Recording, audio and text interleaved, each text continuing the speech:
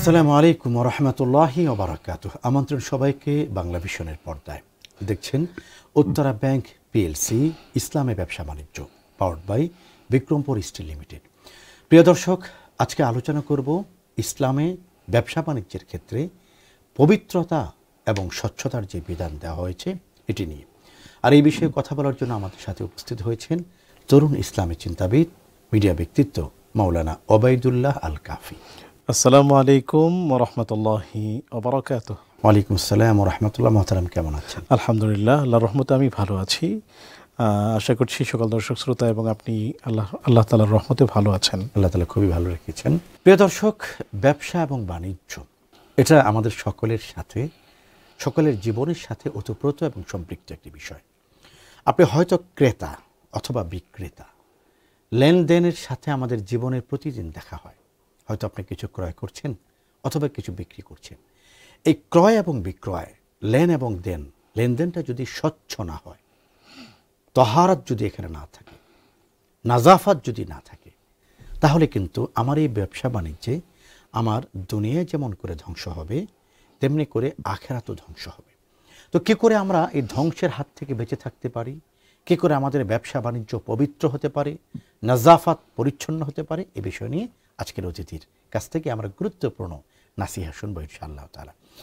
মোহতারাম ওবায়দুল্লাহ আল কাফি, আপনি যদি একটু বলেন যে আমাদের ব্যবসা বাণিজ্য কখন পবিত্র হয় আর কখন অপবিত্র হয়ে যায়, এটি নিয়ে। শুকরিয়া। নাহমাদুহু ওয়া নুসাল্লি আলা রাসূলিহিল কারীম, আম্মা বাদ। আপনাকে এবং সকল দর্শক শ্রোতাকে অনেক অনেক শুকরিয়া জানিয়ে শুরু করছি। প্রথমে যদি বলি স্বচ্ছতার সংজ্ঞাটা দিয়ে নিচ্ছি।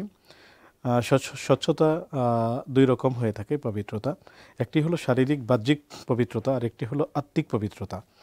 তো শারীরিক পবিত্রতার ক্ষেত্রে এই যে স্বচ্ছতা, এটি ইসলামে আসলে এর অবস্থান কি? ইসলামে স্বচ্ছতা এবং পরিষ্কার পরিচ্ছন্নতা এর বিধান হলো, নবীজি সাল্লাল্লাহু আলাইহি ওয়াসাল্লাম বলেছেন, ইন্নাহু মিনাল ঈমান। তিনি বলেন যে ঈমানের 70টেরও বেশি শাখা রয়েছে। তার মধ্যে সর্বোচ্চ শাখা হলো কাউলু লা ইলাহা ইল্লাল্লাহ, আর সর্বনিম্ন শাখা হলো আদনাহা ইমাতাতুল আযা আনিত তরিক, যে রাস্তা থেকে ময়লা পরিষ্কার করা। তার মানে হলো স্বচ্ছতা, পরিষ্কার পরিচ্ছন্নতা, এটি হলো ঈমানের অঙ্গ। এখানে আরও একটি কথা বলে রাখি যে আমাদের সমাজে যতটা লা ইলাহা ইল্লাল্লাহ বলা চর্চিত হয়, যেটাকে ঈমান হিসেবে ধরা হয়, কিন্তু স্বচ্ছতার চর্চাটা তেমন হয় না। যে কারণে মানুষ তার শরীরকে পরিষ্কার করতে গিয়ে অলসতা প্রদর্শন করছে। মানুষ একই সাথে আত্মার স্বচ্ছতার ক্ষেত্রেও মানুষ অলসতার আশ্রয় নিচ্ছে। মানুষ যেখানে রাস্তা পরিষ্কার করাই হলো ঈমানের অংশ, সেখানে মানুষ নিজেকেও পরিষ্কার করছে না, বা পরিষ্কার করার ক্ষেত্রে অলসতার প্রমাণ রাখছে।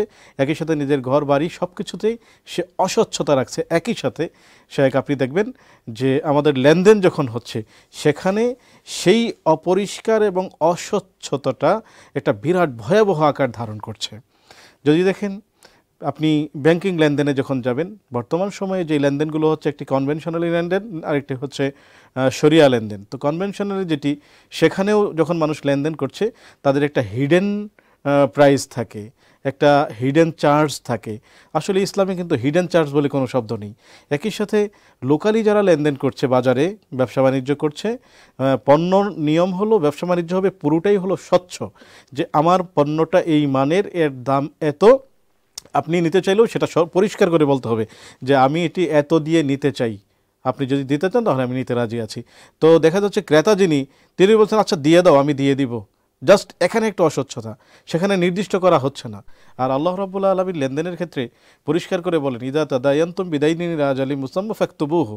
তোমরা যখন কোনো লেনদেন করবে একটি নির্দিষ্ট সময় পর্যন্ত, তোমরা সেটিকে আসলে লিখে রাখো।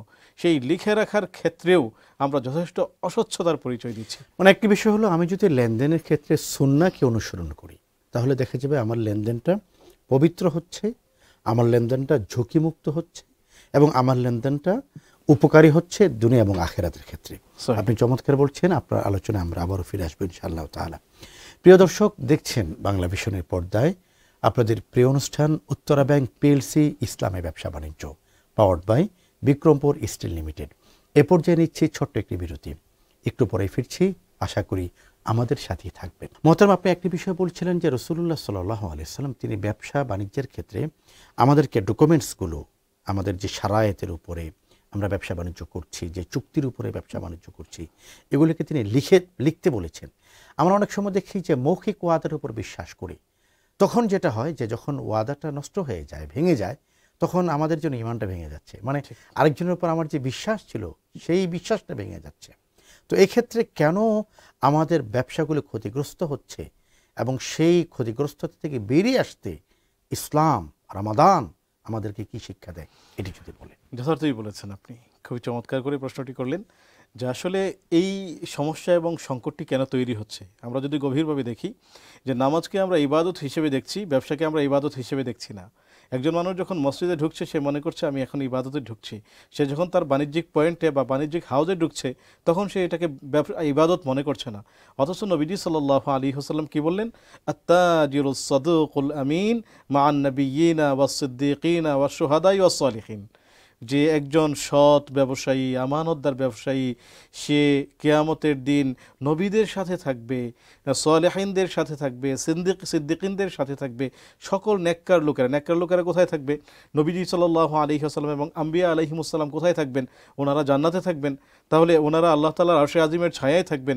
যতগুলো স্পেশালিটি এবং ফ্যাসিলিটিস নিয়ে থাকার কথা সবগুলোই আল্লাহ তাআলা এই 3 শ্রেণীকে রাখবেন। তো তাদের সাথে এই 4 শ্রেণীকে রাখবেন, শহীদদেরকে রাখবেন। তো এই 4 শ্রেণীকে তিনি এতটা সুযোগ সুবিধা দিয়ে রাখবেন, সেই ক্ষেত্রে আমরা এই ব্যবসাটাকে ইবাদত মনে করছি না, যেটা আসলে ইবাদত হওয়ার কথা ছিল। আল্লাহ রাব্বুল আলামিন কি বললেন, ইদা কুদিয়াতিস সালাত ফান্তাশিরু ফিল আরদ ওয়াবতাগু মিন ফাদলিল্লাহ, মানে তুমি নামাজ শেষ হয়েছে, এখন তুমি আল্লাহ তাআলার ফজল অন্বেষণে বের হয়ে যাও। তো সেটি মূলত ইবাদত ছিল, ওই বাণিজ্যিক পয়েন্ট। সেটিকে যদি আমরা ইবাদত হিসেবে ধরে নিই তাহলে আমাদের মাথায় আসবে যে ইবাদত যেহেতু, নামাজ পড়ার যেমন নিয়ম আমরা জানতে চাই যে কোন নিয়মে পড়লে নামাজ সহি হবে, কোন নিয়মে রোজা রাখলে রোজা সহি হবে, কোন নিয়মে দান করলে দানটা সহি হবে, কোন নিয়মে যাকাত দিলে যাকাত সহি হবে, একই সাথে এই ব্যবসা বাণিজ্যের ক্ষেত্রটাও আমাদের তখন এরকম দাঁড়াবে যে যেহেতু এটি ইবাদত, তাহলে কোন প্রসেসে এটি করলে আমাদের ইবাদতটা ইবাদত হিসেবে গণ্য হবে। মোহতারাম, আপনি খুব ভালো করে হয়তো নবী সাল্লাল্লাহু আলাইহি ওয়াসাল্লামের সেই জীবনীটা আপনি পড়েছেন এবং সকল উলামায়ে কেরাম সেটি চর্চা করে থাকেন। নবীজি সাল্লাল্লাহু আলাইহি ওয়াসাল্লাম লেনদেনের ক্ষেত্রে এবং যে কোনো বিষয়ের ক্ষেত্রে ওয়াদা সুরক্ষার কথা বলেছেন। তিনি বলেছেন, আয়াতুল মুনাফিকি সালাসুন, ইদা হাদাসা কাযাবা ওয়া ইদা ওয়াদা আখলাফা ওয়া ইদা তুমিনা খানা। বর্তমান সময়ে আমাদের ব্যবসা বাণিজ্য ক্ষতিগ্রস্ত হওয়ার মূল যে কারণটি সেটি হলো ওয়াদা সুরক্ষা না দেয়া। তো আমরা ওয়াদা করছি যে এটি এই সময়ে দিয়ে দিব, দেখা যাচ্ছে সেই সময় তো দিচ্ছিই না, বরং সেটি অনেক দূর পর্যন্ত চলে যাচ্ছে। একই সাথে যখন আমি কারো কাছ থেকে অর্থ নিচ্ছি একটি নির্দিষ্ট সময়ের কথা বলে মৌখিকভাবে, তখন আমরা সেই সময়টি পার হচ্ছে, তার পাশাপাশি বছরের পর বছর যাচ্ছে, আমরা সেটিকে দেওয়ার কথা ভাবছি না।